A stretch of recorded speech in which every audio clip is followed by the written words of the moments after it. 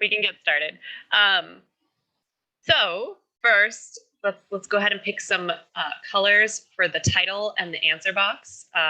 Again, numbering goes 1, 2, 3, 4. First number I see will be the title. Second will be the answer box. Go. Pick a number 1 through 16. Wait, 1 through 16. 1 through 16. 7. You know, it's really funny that 7 was my last class what the answer box was. Next one is the answer box. 1 through 16.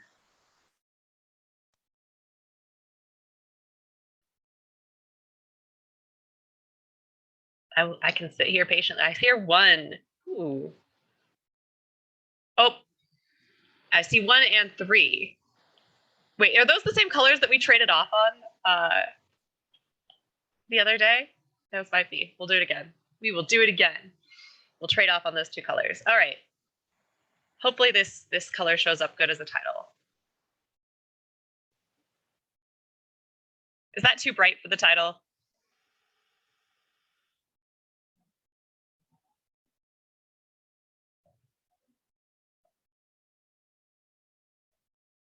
All right. I mean, it's only for the title. It says properties of logarithms.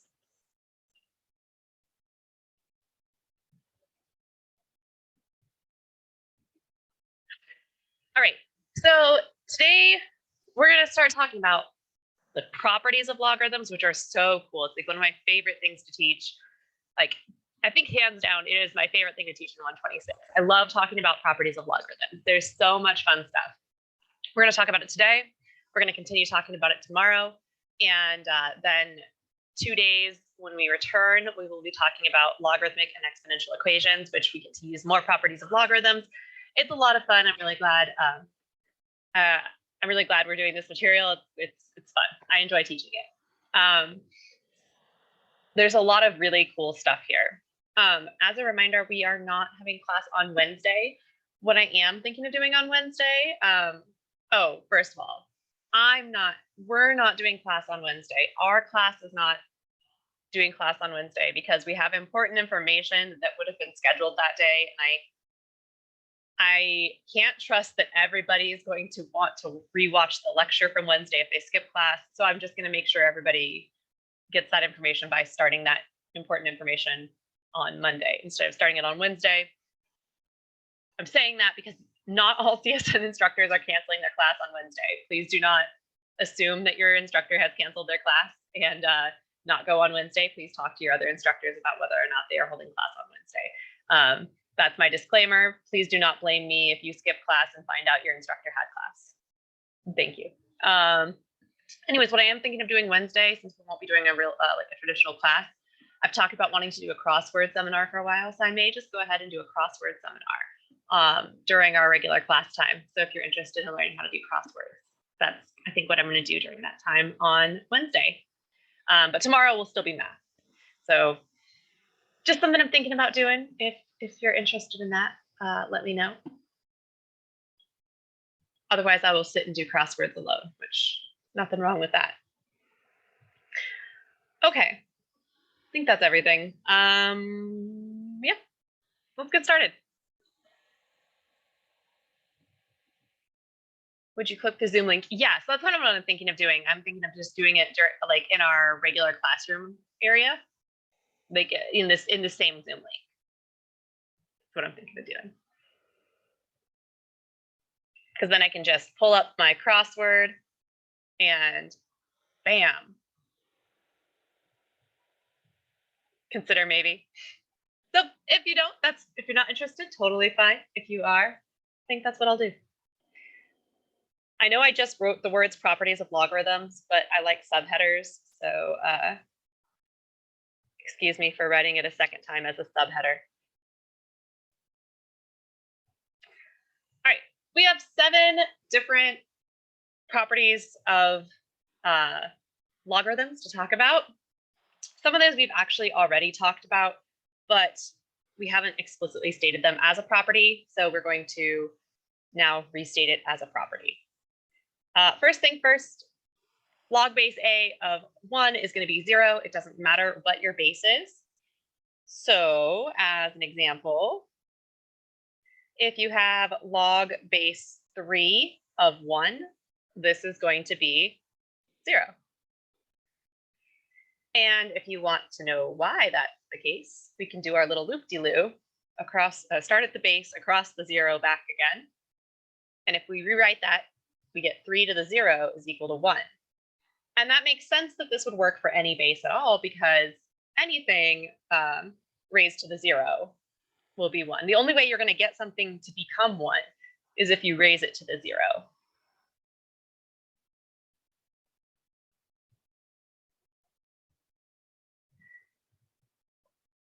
All right, log base A of A is equal to 1. As an example, if we have log base 6 of 6, this will be equal to 1. For proof, start at the base, across the equals, back again, because 6 raised to the first power is equal to 6. Log base 6 of 6 is 1. And this would work for any base as long as these two numbers are the same. It's going to be 1, because what exponent would you raise the base to in order to get back to the base? The first power.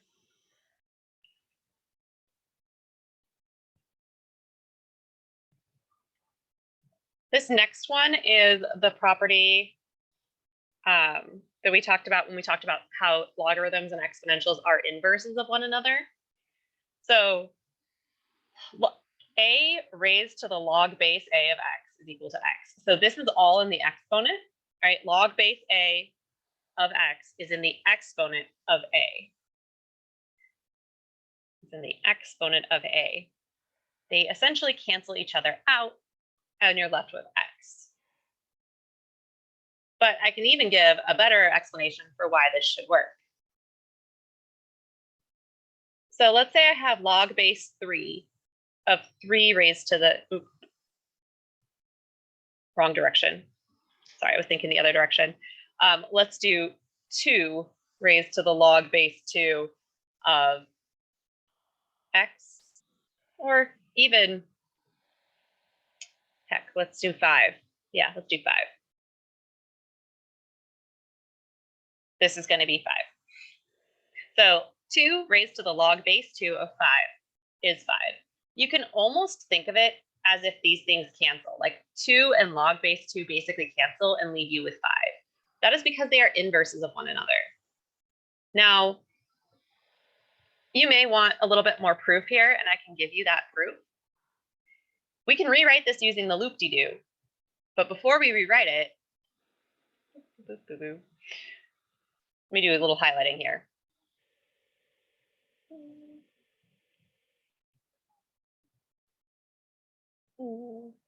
And let's use blue.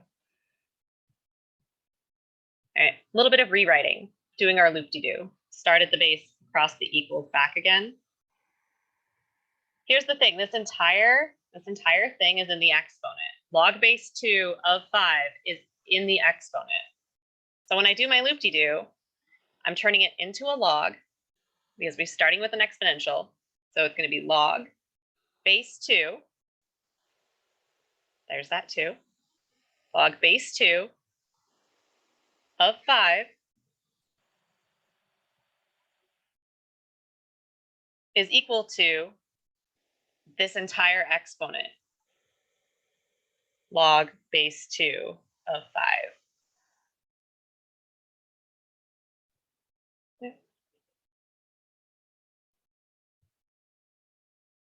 So you get that log base 2 of 5 is equal to log base 2 of 5, which is a true statement.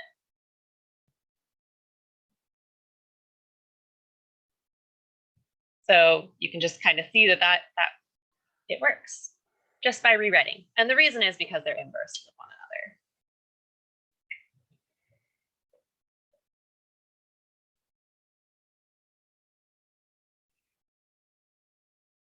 The other inverse direction is log base a of a raised to the x is equal to x. So it's as if log base a of a cancels. It's as if we cancel like that, or sorry, like that, and you're left with the x.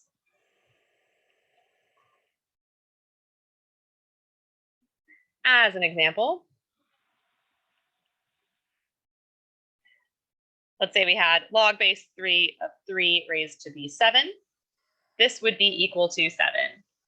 I'm going to do a similar thing where I do the rewriting. So I'm going to rewrite the logarithm as an exponential. In this case, our base is 3. The exponent part is green. Going to be the 7. And 3 raised to the 7 is on the inside. 3 raised to the 7 is on the inside of the logarithm. So when I do the loop-de-loop, start at the base across the equals back again. This is going to be 3 raised to the 7th power is equal to 3 to the 7th. So there's my orange, my base. And then when I went across the equals, I pick up the 7. And then when I went back again, it's equal to 3 to the 7th.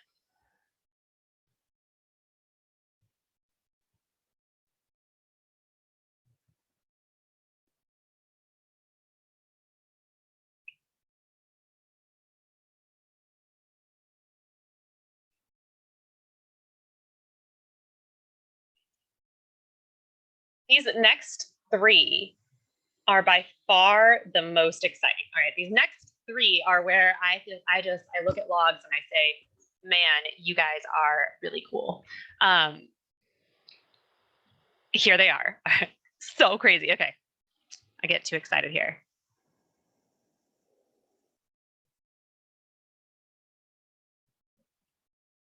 All right, here's what happens. If you have an exponent on the inside of your logarithm, you can bring it down in front. All right, if everything on the inside has the same exponent, you can bring that exponent down into the front, which is so cool. It's so cool. The fact that that happens, I mean, at what other point does an exponent turn into like a constant? Turning an exponent into a constant is a crazy thing. That is such a cool property of logarithms and unique to logarithms as well. So just like a few examples. If you have log base 3 of like w raised to the 5th power, we could take that 5 and move it down in front. So this would be equal to 5 log base 3 of w. So cool. So cool. There don't have to be any variables involved. So you could have like log base 4 of 7 squared. And you can take the 2 down in front. And you get 2 log base 4 of 7.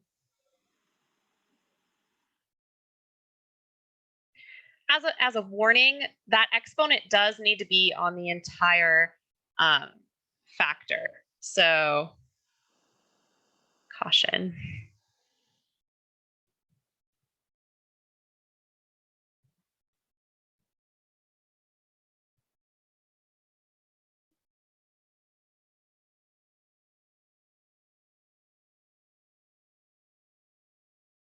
So here's like a no. All right, here's what we cannot do.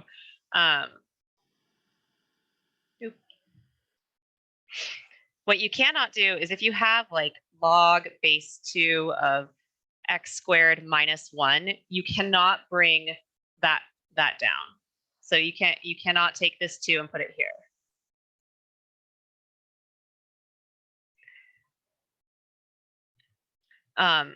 So this is not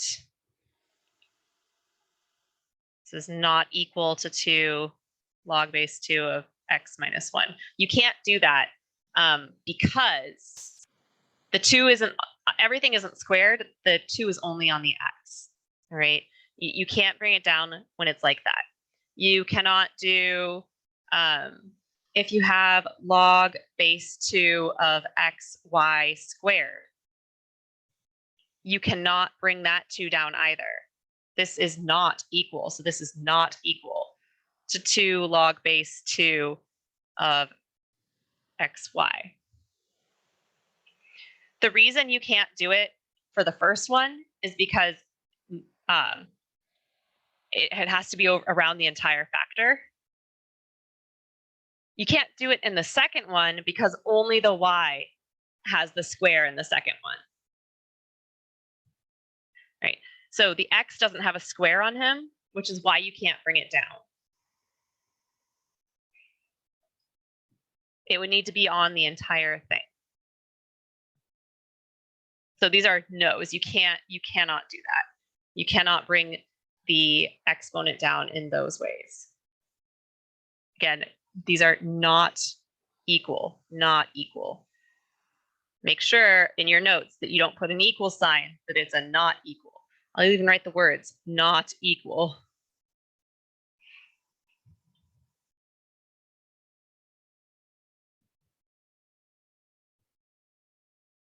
So you just have to be careful how you use that one, but it's super cool. The next two, also super cool. And I'm going to do this wrong. I'm so used to it being base b, and then I use different variables. I'm going to use b and c here. I'm not used to using b and c for this. Okay. If you have multiplication on the inside of a logarithm, craziest thing, this can be broken up into addition of 2 different logarithms. So log a of b times c is the same thing as log base a of b plus log base a of c, which is just nuts, right? This is changing multiplication on the inside to addition on the outside. What else do we do where that's the case? But it's crazy. I hope you're all sitting there incredibly shocked, mystified. So this is multiplication on inside turns into addition outside. Multiplication on the inside turns into addition on the outside, and a few examples of that happening. We could have something like log of 5x. That's 5 multiplied by x. So this would be log of 5 plus log of x.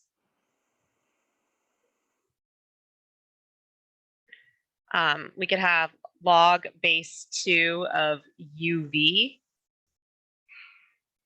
This would be log base 2 of u plus log base 2 of v.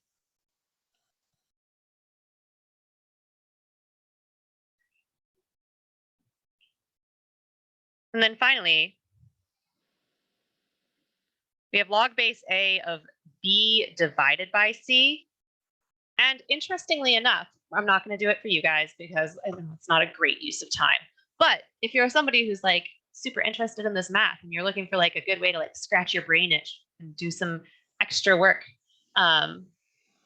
you can actually prove this, what I'm about to write. You can prove what I'm about to write using rules 5 and 6.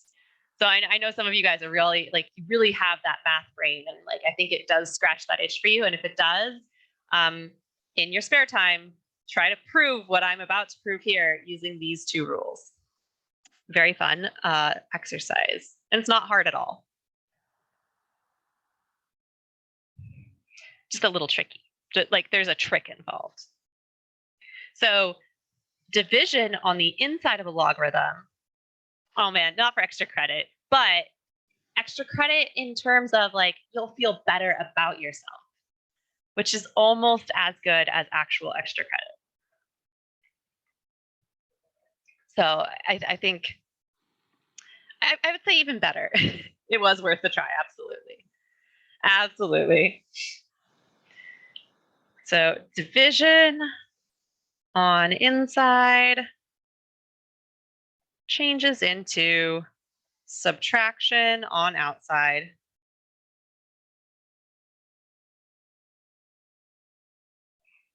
So these last three rules are really pivotal. They get used in calculus quite a bit. Bringing down the exponent gets used a lot. Breaking up multiplication into addition gets used, and then breaking up division into subtraction gets used. As a note, all of these rules apply to ln as well, because ln is just log base e.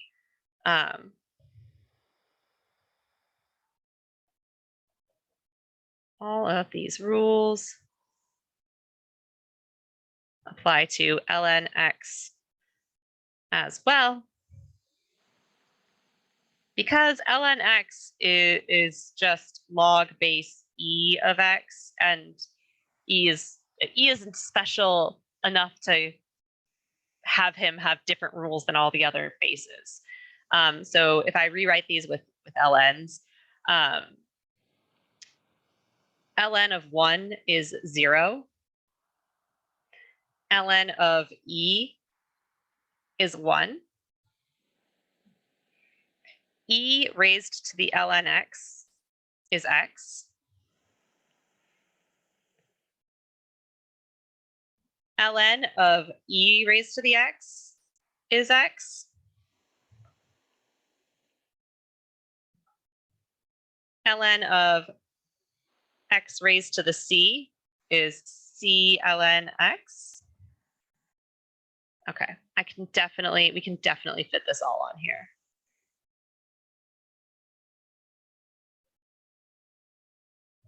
There we go.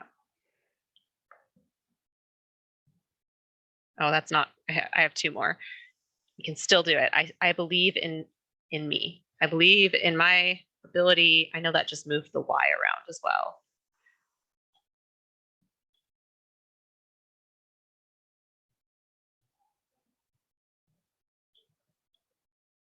Just really would like these to be on one page. That would make it a lot easier. There we go. Happy. Ln of b times c is equal to ln b plus ln c. And finally, ln of b divided by c is ln b minus ln c.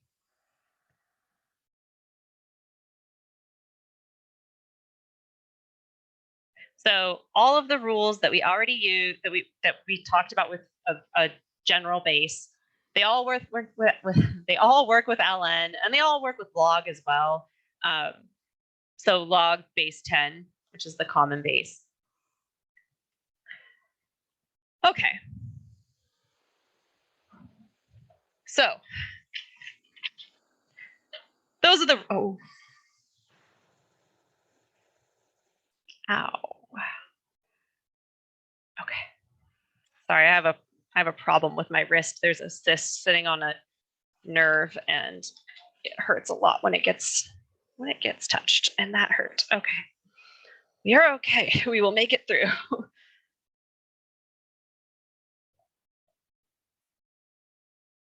All right. So the really common thing that we're going to do is we're going to expand and combine logarithms.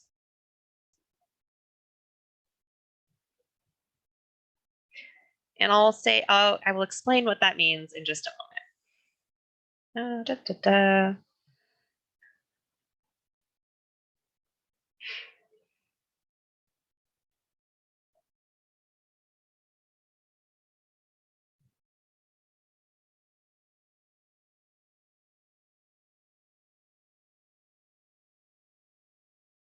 We're going to be expanding logarithms. This is a skill you need for calculus. This happens a lot in calculus. You do this a lot in calculus in a particular section.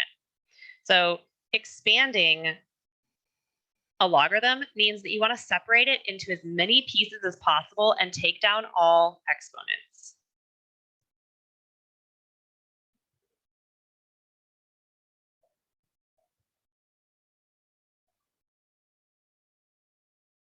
Oh my goodness.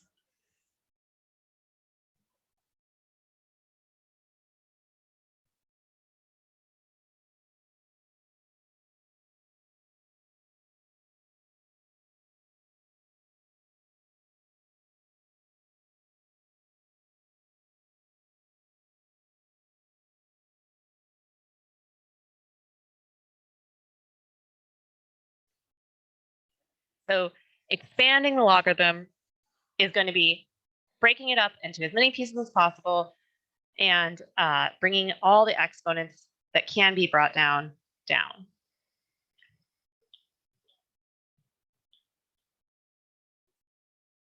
So right here on the inside, these are being multiplied together. So we have two different pieces on the inside being multiplied. Reminds me an awful lot of this rule. Reminds me an awful lot of that one. Let's use blue and pink.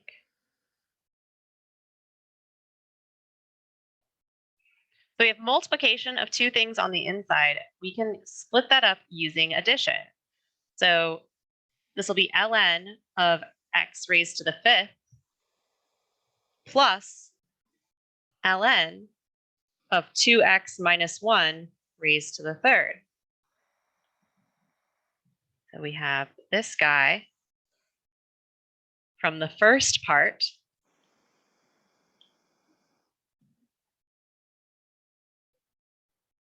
and this guy from the second part.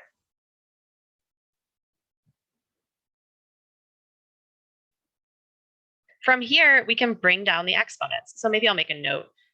This is by rule number 6,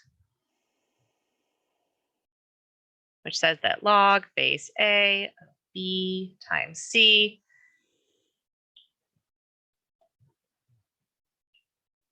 is equal to log base A of B plus log base A of C. So that first step we did was because rule 6 exists.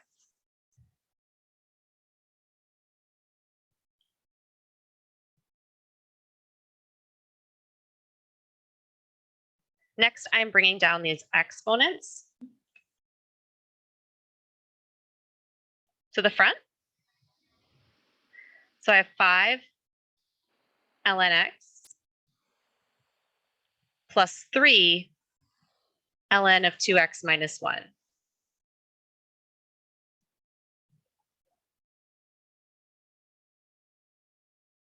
And that is by rule number 5, which said that log base A of x raised to the c is equal to c log base A of x. I know it's kind of cramped, but that's what it is. This is as broken down as it possibly can be, like it's in as many pieces as possible. All the exponents are down. So that is our final answer. So let's use yellow first.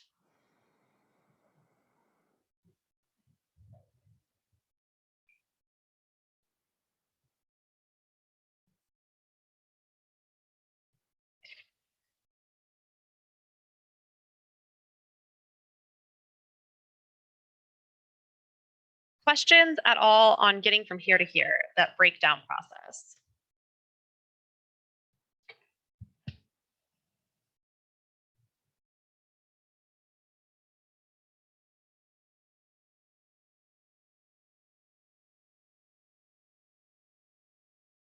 We'll do more.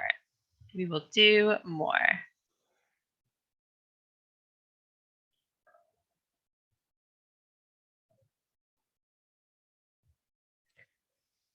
Let's see. More examples, absolutely.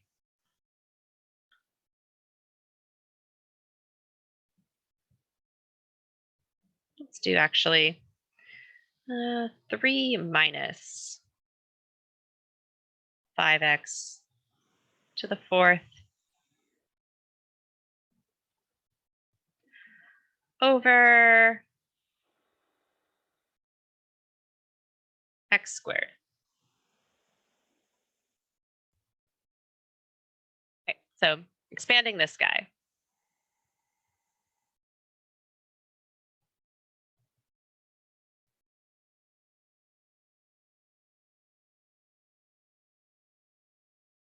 Again, we have a situation where there's stuff being done on the inside that can be broken up further on the outside. Instead of the addition rule like we had here, we have the subtraction rule because we are dividing b divided by c.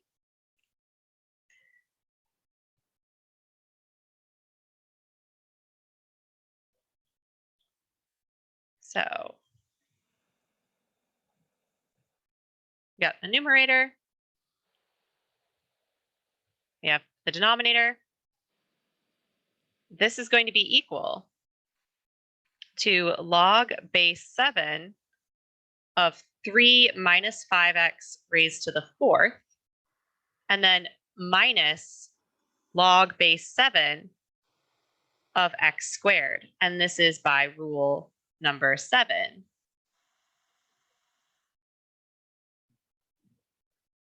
Which says log base a of b divided by c is equal to log base a of b minus log base a of c.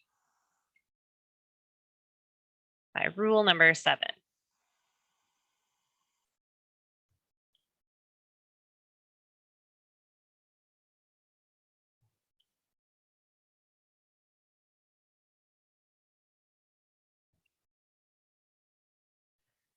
Next step, bringing down the exponent, if possible.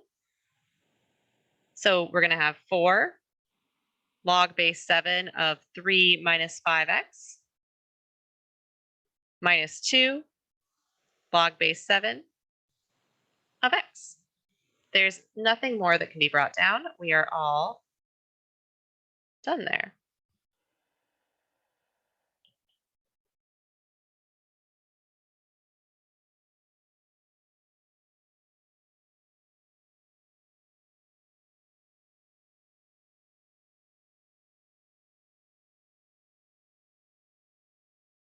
So there's some basic examples. Things get a little bit more hectic, all right? And before we can get into that, we need to talk a little bit about radicals. This is something that honestly should have been done earlier in the semester. Oh, so there's a question. Oh, okay, so pretty much you factor each one down based on applicable rules until all the exponents are removed, if possible. So like if there were a square in here, like I could change this problem and make this guy an x squared here, and it would still remain the same. So the only exponents that can come down are the exponents that are on the very outside. So like if I wanted to change the problem and put a square there, that square would not come down. Does that make sense?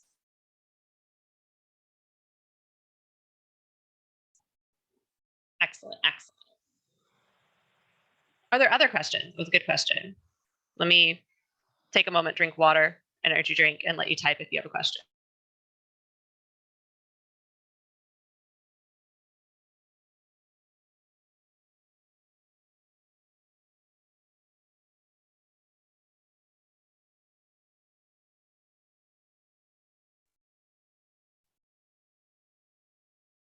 Okay. Okay. So we're going to take a side journey and talk about radicals. This is something we should have talked about earlier. It just didn't fit in well anywhere. So we'll talk about it now. So this is like a side journey into radicals.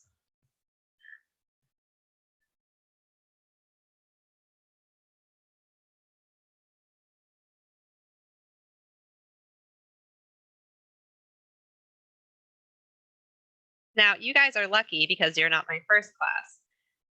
Because in the middle of my first class, I realized in the middle of a problem that this was something we hadn't gone over and had to explain it in the middle of a problem and readjust my entire lecture. A radical quest. Yes, it is a radical quest. So here's a rule. The nth root of x is the same thing as x raised to the 1 over n. Let me explain. So if you have the square root of x when there's nothing written here, there's no index written here, this is going to be x raised to the 1/2 power. There's always a secret too if you don't see anything. If you have the cubed root of x, this is x raised to the 1/3 power. If you have the fourth root of x, this is x raised to the 1/4 power.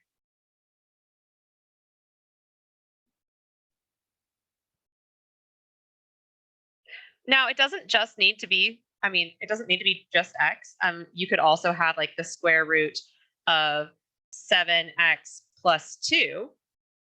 And you could rewrite this as 7x plus 2 all raised to the 1/2 power. You could have the cubed root of w squared plus 1. And this would be w squared plus 1 raised to the 1/3 power.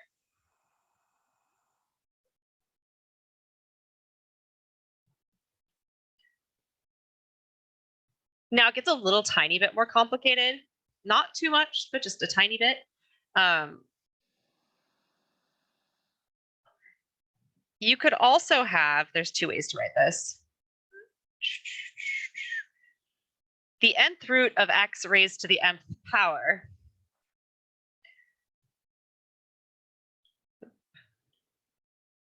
And this is equal to x raised to the m over n. So what we're doing here is we are switching radicals into exponentials. That is, if that's purpose is going, that purpose, the purpose for doing that is so that we have exponents to bring down if there were to be a radical on the inside of a logarithm. We want to be able to bring down an exponent, and when it's in radical form, you don't see the exponent, so you switch it into exponential form so that you have an exponent. So there's two ways that this gets written.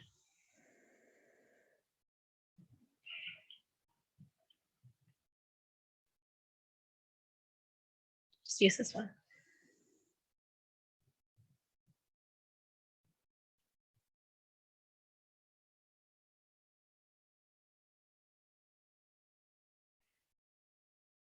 So let me do some examples of this. So if you have the square root of x cubed, this is x raised to the 3 divided by 2. 3 divided by 2. It's 2 because it's the square root. If you have the cubed root of x squared, this is x raised to the 2 divided by 3.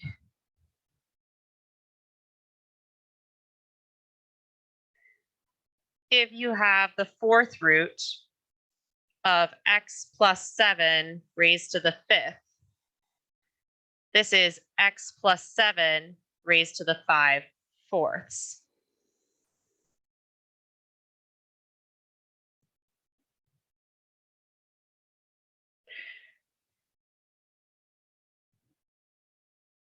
What would, let's see.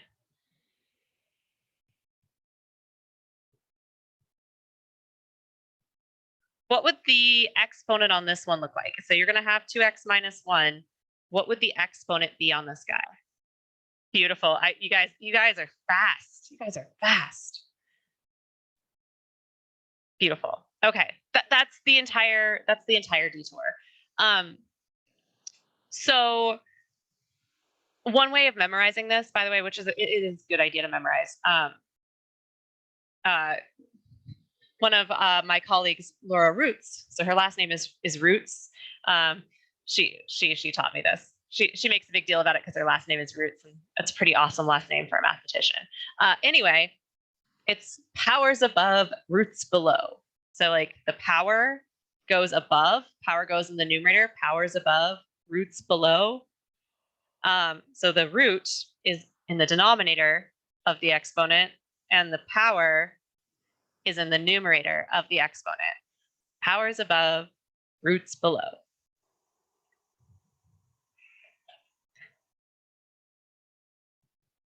Is one way of memorizing it. So. Let me, it's a great one.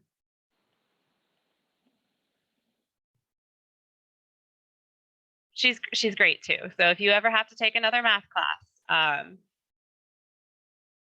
Laura Roots is an excellent teacher. Would suggest.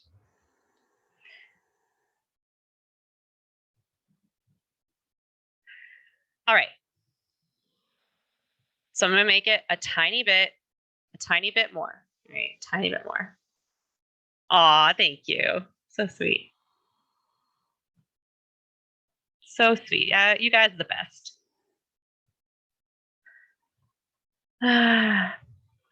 Changing the exponents around just because I'm getting bored of the same.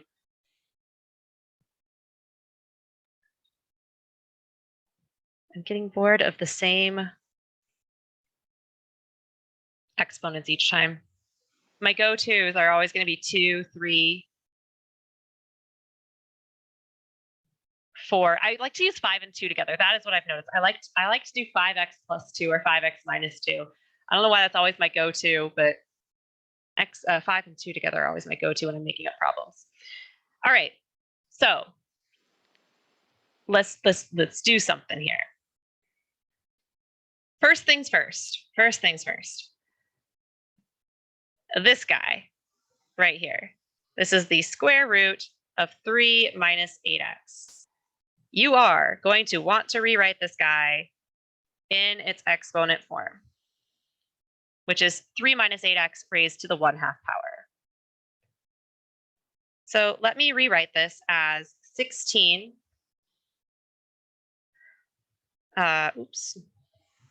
times x plus 5 raised to the 6th times 3 minus 8x raised to the 1/2 power.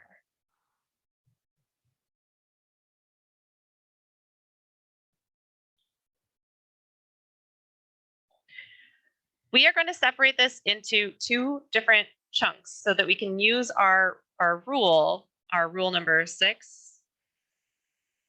Where is it? We're going to use rule number 6 here.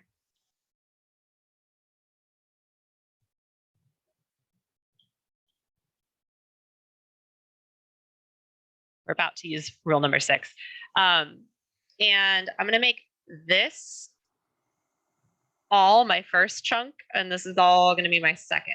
So it's like this right here is B, and this right here is C.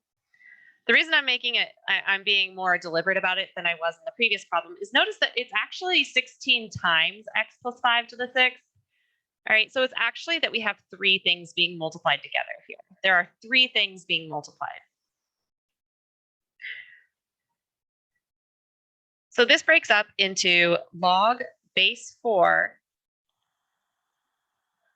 of 16 times x plus 5 raised to the 6th plus log base 4 of 3 minus 8x raised to the 1/2. It is important to note right now, we cannot bring the exponent down on the 6. We cannot bring this exponent down because the 16 doesn't have a 6 on it.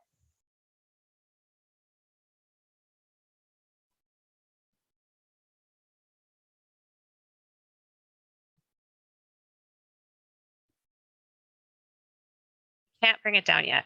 Instead, we need to use rule number 6 again. We need to use rule number 6 one additional time, where we have 16, and then we have x plus 5 raised to the 6th. So this is our B, and this is our C.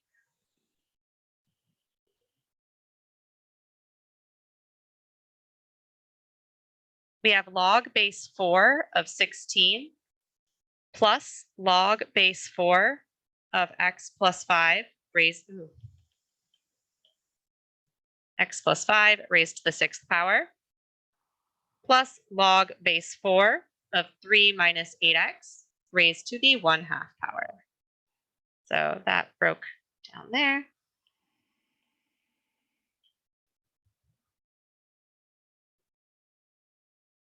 And now we're good to start simplifying.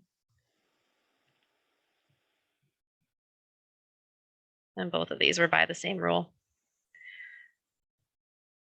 log base 4 of 16. 16 is the same as 4 squared. 16 is the same thing as 4 squared. And we have a rule here. What is this equal to? What happens there? What is that equal to?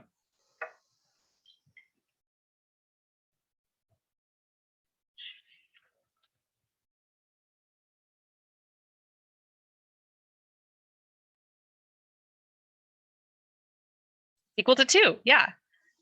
So it's like the log base 4 of 4 cancels out. And if you look at rule number, what rule would it be?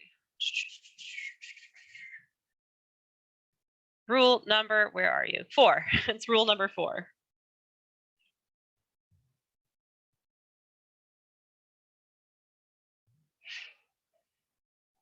And rule number 4 states that log base a of a raised to the x is x. So it's log base 4 of 4 squared. They cancel, we just get a 2. All right, so that part is 2. For these other ones, we're bringing down the exponent. This is plus 6 log base 4 of x plus 5 plus 1/2 log base 4 of 3 minus 8x. All the exponents are down. All multiplication has been turned into addition. There's no division. So we are good. I think it's time for yellow still.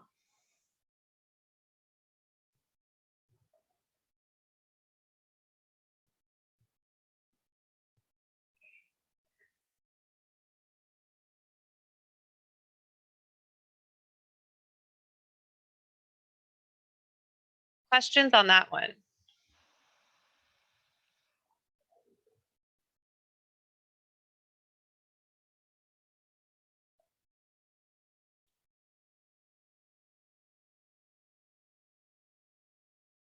Okay. Got to remember the rules, yes. And you really do need to know all of them. I wish I could say that you only need to memorize a few of them, but all of these rules are actually important.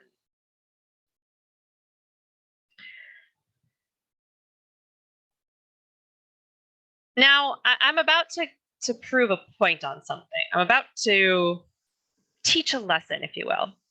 And I don't want to make this as obnoxious as I made it last time in my other class. So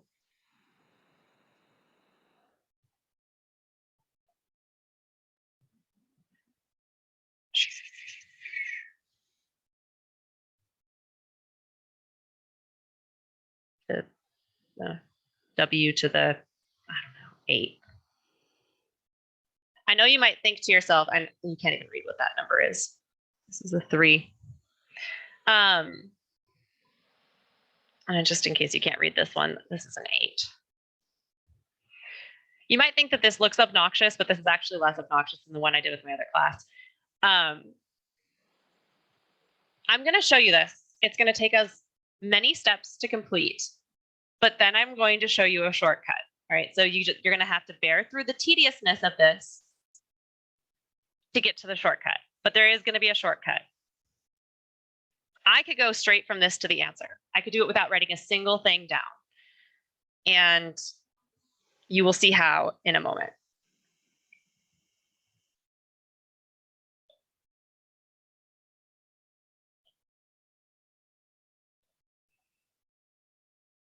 And let me go ahead and rewrite just rules 5, 6, and 7.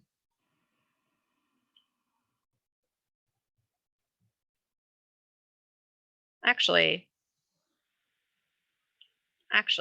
scratch that. Let me actually just copy paste these rules.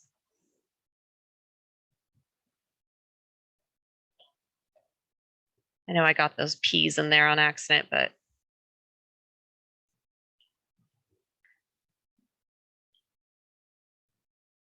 all right.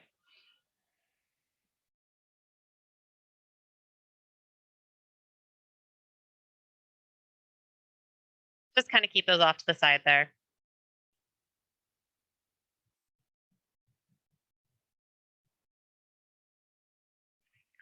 righty-tighty. Numerator, denominator. Let's split it up that way first. I'm not even going to write equal signs here. It's because it's going to get way too long. So I'm just going to write it below. Our numerator is xy cubed, and then we're doing minus ln of u cubed vw to the 8th. So this came from using rule number, using rule number 7.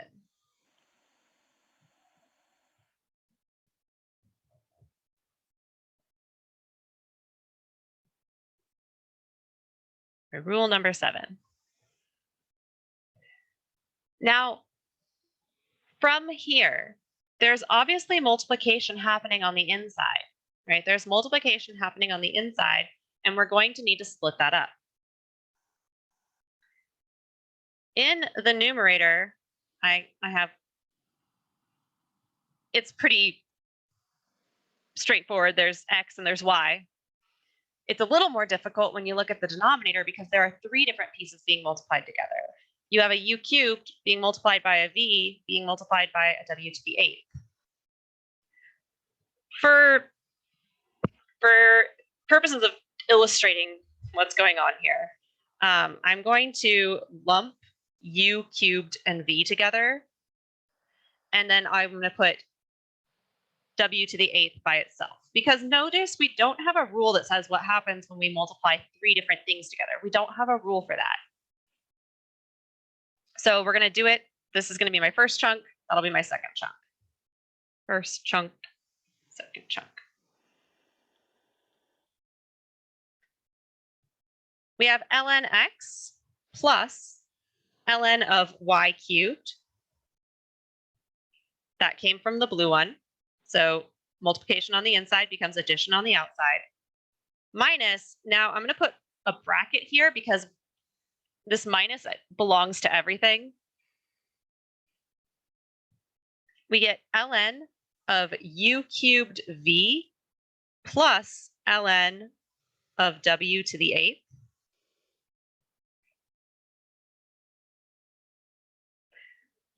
But now there's another set of multiplication, right? We have this guy here. We have u cubed, and we have v. So that can be separated as well. We have ln x plus ln of y cubed minus ln of u cubed plus ln of v plus ln of w to the 8th. Now, you can always put parentheses on these, and maybe you should. It's never a bad idea to put parentheses.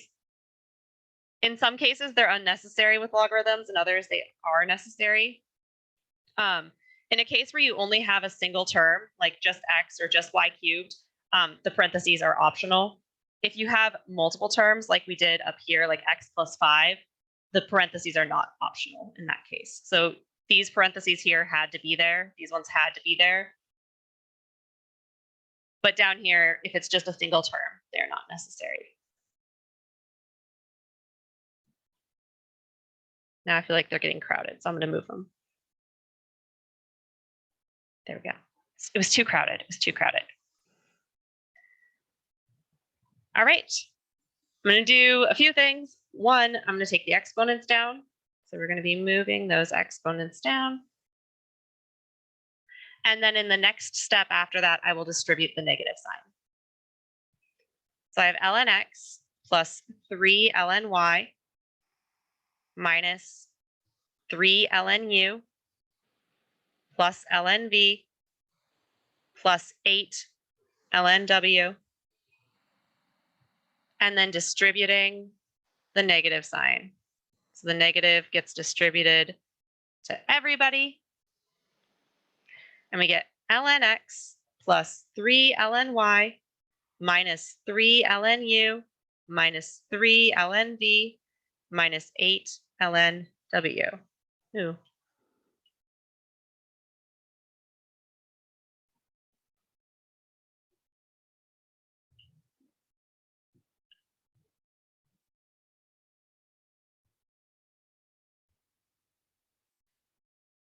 I want us to look at the original, right? Look at the original. Look down here. Look at the original. Look down here. Notice. So the brackets, so the brackets here were to make sure that the negative got distributed to everybody. So when you break this one up, the whole thing is still being subtracted, but if you don't put the brackets in, then you'll mess up this part here. So this ends up turning into subtraction in the end because the negative gets distributed. Does that make sense?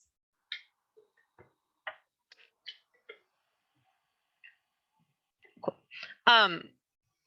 So notice when we distributed the negative, what ended up happening is every single factor in the denominator ended up with a negative in front of it. Every single factor, like the u cubed, negative, or the v from the denominator, negative. W's from the denominator, negative. And notice that the two factors that were in the numerator were both positive. That is not a coincidence.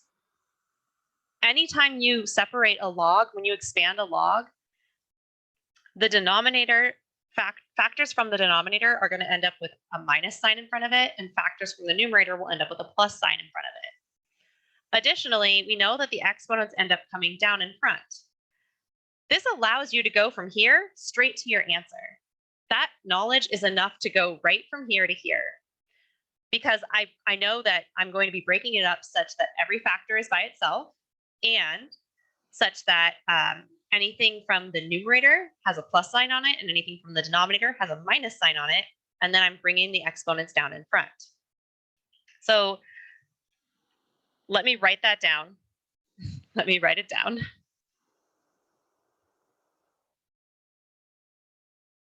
And then we're going to use it. So we put the exponents in front of the log.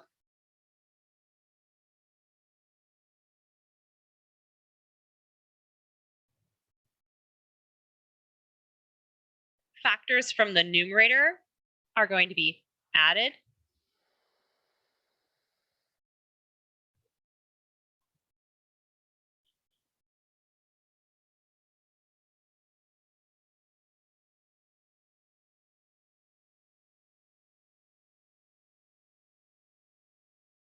And factors from the denominator are going to be subtracted. Oh my gosh, I hate that it does that.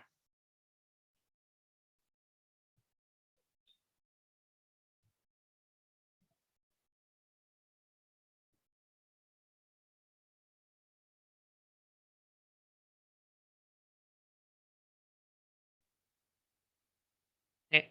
From the numerator are added, from the denominator are subtracted.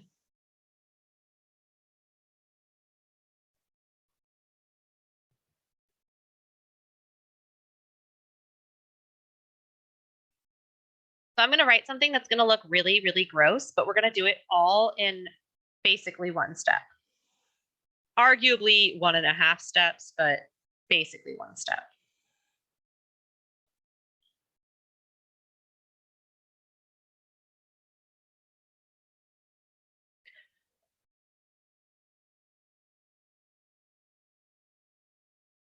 All right. Man, I don't even want to do pace 2 because it's going to end up being a lot of writing, but that's okay. This is expand. I didn't write the direction. I probably should write the direction down. Expand. Log base 2 of x cubed. No, I'm going to use w's. Oops. I like using w's. I'm going to use w's. W cubed, w squared plus 1 times the 4th root of 6 minus w. Let's make that 6 minus w cubed. The 4th root of 6 minus w cubed. all over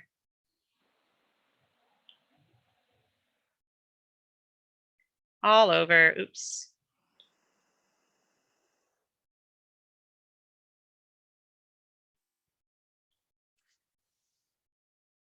2w minus 7, w plus 1 raised to the 6th power, and w minus 1 raised to the 2nd power. All right. So I know what you're thinking. Gross. And I get it. I get that. I get why we might think this is gross. This is really a 1.5 step problem. Honestly, it's the same amount of energy as it took to write the answer. That's all it's going to take to write the same amount of energy it took to write the problem down is basically the amount of power it takes to get to the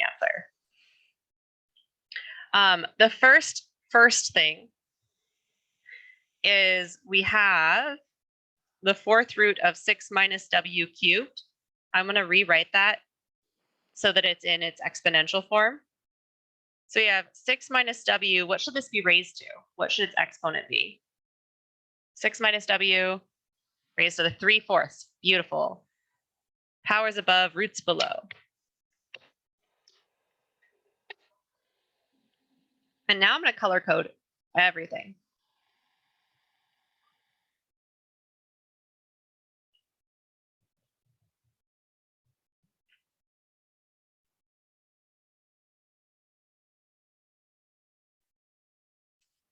What are we missing? Purple. Okay. All of these are going to be log base too. It's really important when you're doing your homework to make sure you put those bases in there if they have a base in the problem. All right. These are all going to be log base too. Everything from the numerator is going to be positive. Everything from the denominator will end up negative. And then we just take the exponents down in front. So for w cubed,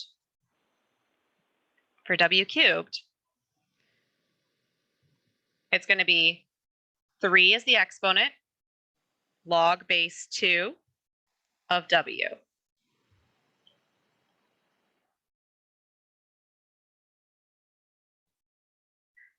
For the next one, it's going to be positive because it's in the numerator and there's no exponent. So I don't need to bring an exponent down. So plus log base 2 of w squared plus 1. There's a plus sign because it's in the numerator. The next one is 6 minus w raised to the 3/4. So it's plus because it's in the numerator. The exponent is 3/4. And then I'm doing log base 2 of 6 minus w.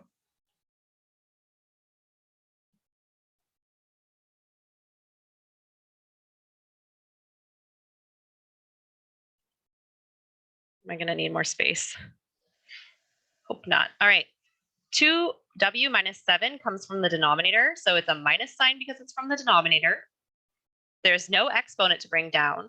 So then it's just log base 2 of 2w minus 7.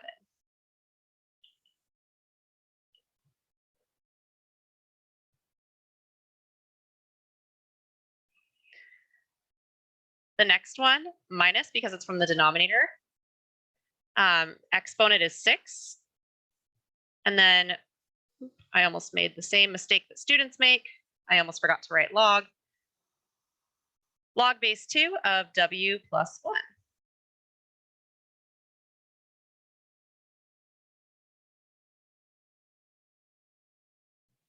Finally, the last one is w minus 2. So it's in the denominator, so it's minus. And then the exponent, I forgot the exponent. The exponent is 2. And then it's log base 2 of w minus 1.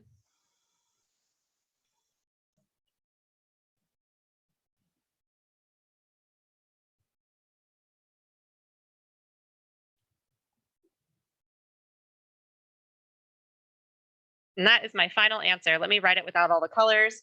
It's 3 log base 2 of w plus log base 2 of w squared plus 1 plus 3/4 log base 2 of 6 minus w minus log base 2 of 2w minus 7 minus 6 log base 2 of w plus 1 minus, oh my goodness, I hate that it does that, minus 2 log base 2 of w minus 1, and that is our final answer.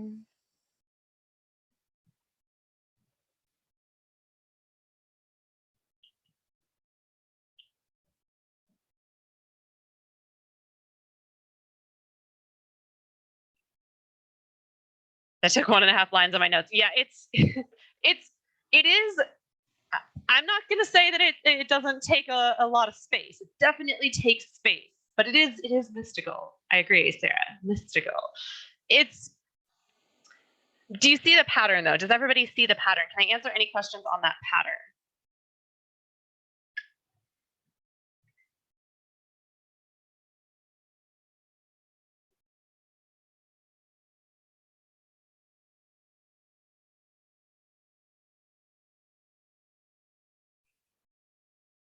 Okay.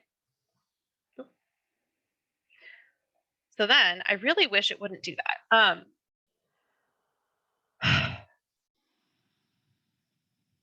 I think I'll have time to do this. Yeah. I want to do one more problem because there's one other thing that you're going to see. And then I want to talk to you just about, I just coded math. it is kind of like coding.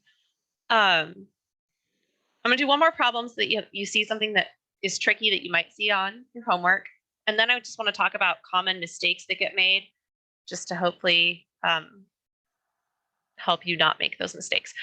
Today, you should have enough information to do all of part 1, where you're expanding logarithms. Part 2 material we'll cover tomorrow. But by the end of today, you should be able to do part 1. All right, so expand. This is log of the 4th root of x squared minus 5x plus 6 all over x plus 2 quantity cubed.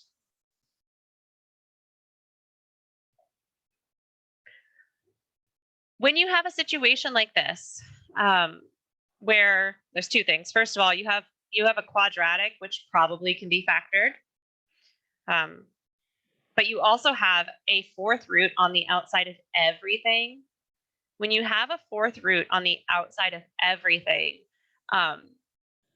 you need to be careful about how you deal with it. The first thing we should do is we should factor this quadratic because it can be factored. And we're going to rewrite this whole thing with the radical as an exponent. So those are kind of our priorities right now. So rewrite or factor quadratic.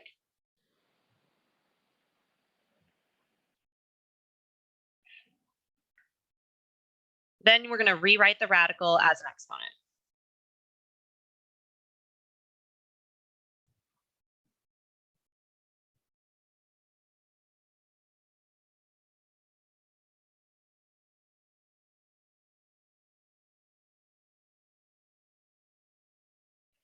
So that quadratic factors into x minus 3 times x minus 2.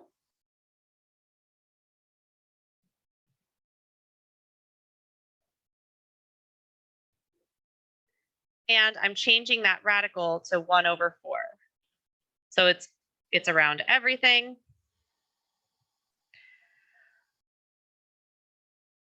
Two different paths here. There are 2 different paths. And they're both going to get you to the same answer.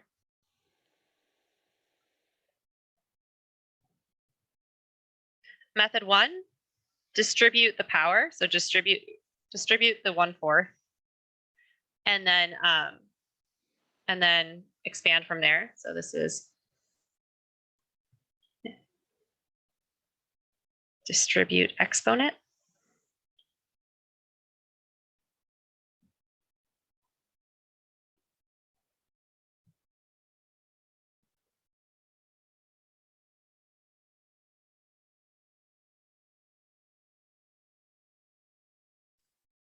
That's going to mean that everything gets the 1/4 power. All these factors are going to get the 1/4 power.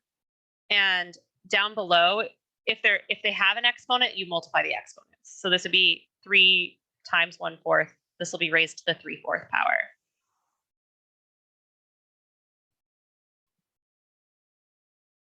So we have x minus 3 to the 1/4 times x minus 2 to the 1/4 all over x plus 2 raised to the 3/4. And now that we have that exponent taken care of, we can just separate this. We're good to just separate. So anything from the numerator, positive, denominator, negative, and then we're bringing down exponents. So this is 1/4 log of x minus 3. For this next factor, it's in the numerator, so we're doing plus 1/4 of log of x minus 2. This factor is in the denominator, so we're doing minus 3/4 log of x plus 2. And that is our final answer.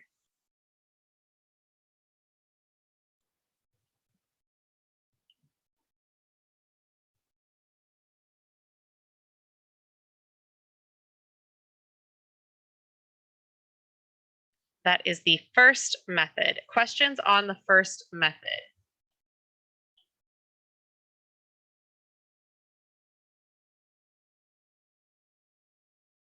Okay, good.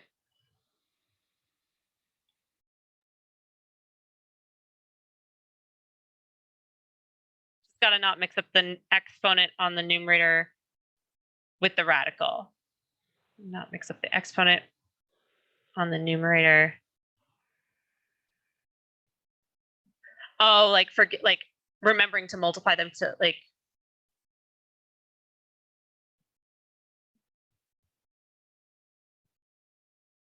I'm wondering if I'm exponent.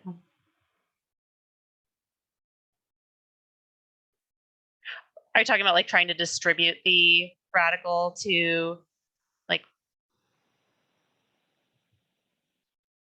one of the factors? That's why I am waiting patiently. Actually, I'll write this down while you're typing. I'll just write down what the name of the method is. It's not really a name.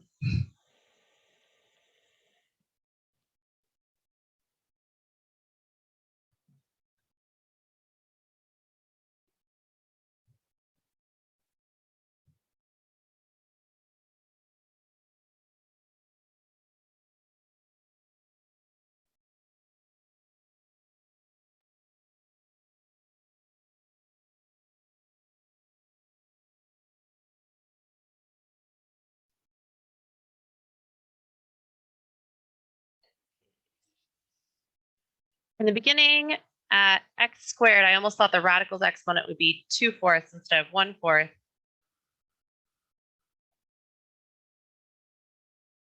Beginning, oh wait, x squared. Oh, right up here, right up here. Oh, good one. I am so happy you said that because I didn't even think of explaining that. That's a great point. Yeah, it would be really easy to want to do that. 100%. Thank you for taking the time to actually write that out. It'd be really easy to want to like give him like the 1/4 and then do minus 5x to the 1 like that. Like giving them all like the 1/4 this way. If I'm understanding it correctly.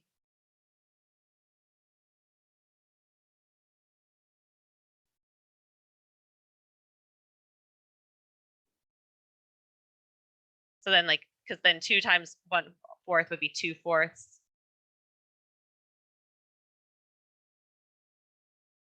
Yes, yeah. So great point, excellent point. Yeah. So we can only distribute to factors. So they have to be things that are multiplied together. Since nothing is being multiplied together in this one, that's a great point. We don't want to distribute that radical to each of them individually. Excellent, excellent point.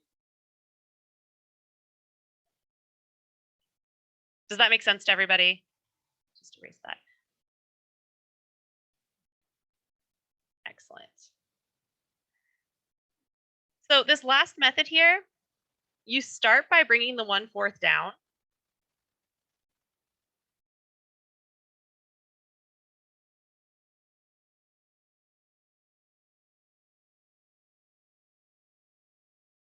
All right, you start by bringing that 1/4 down, and then you expand.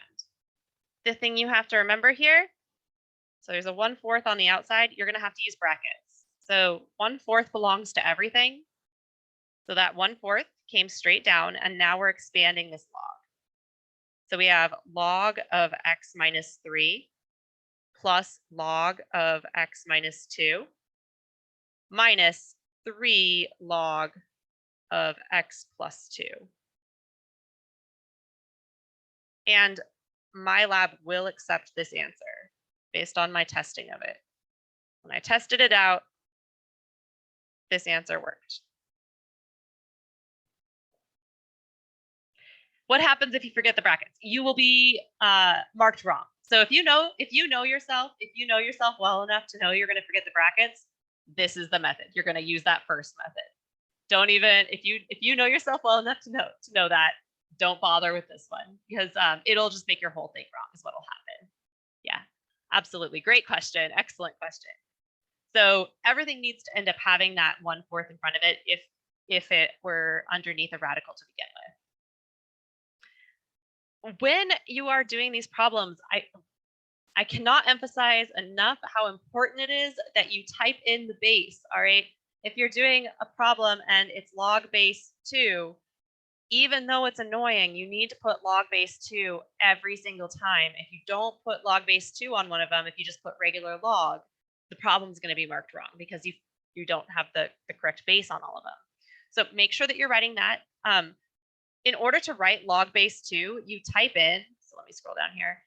You type in, I want to do log base 2 of x, type log, and then you do an underscore, all right? Underscore of 2. I think there's a button. I couldn't find the button. I'm sure there is a button somewhere for log base whatever, but it's easier to type it anyway. So log underscore 2, that will write log base 2. Then space. And then x. That'll give you log base 2 of x. Shortcuts are, yeah, I enjoy those keyboard shortcuts a lot. So that is what you need for the first part of the homework assignment.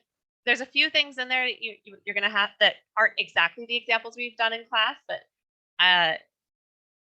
it's a good opportunity to kind of expand the things you know. There's nothing that's crazy different than what we did here, though. Tomorrow, we're going to talk about combining. So we're going to go the opposite direction. We're going to be given something like this, and we're going to go back to this. So we're going to go the opposite direction tomorrow, probably talk about a few more log things, and that will be it for the week. I appreciate you all being here. If you have any questions, I'll stick around and answer them. Otherwise, I will see you all tomorrow. And happy Monday.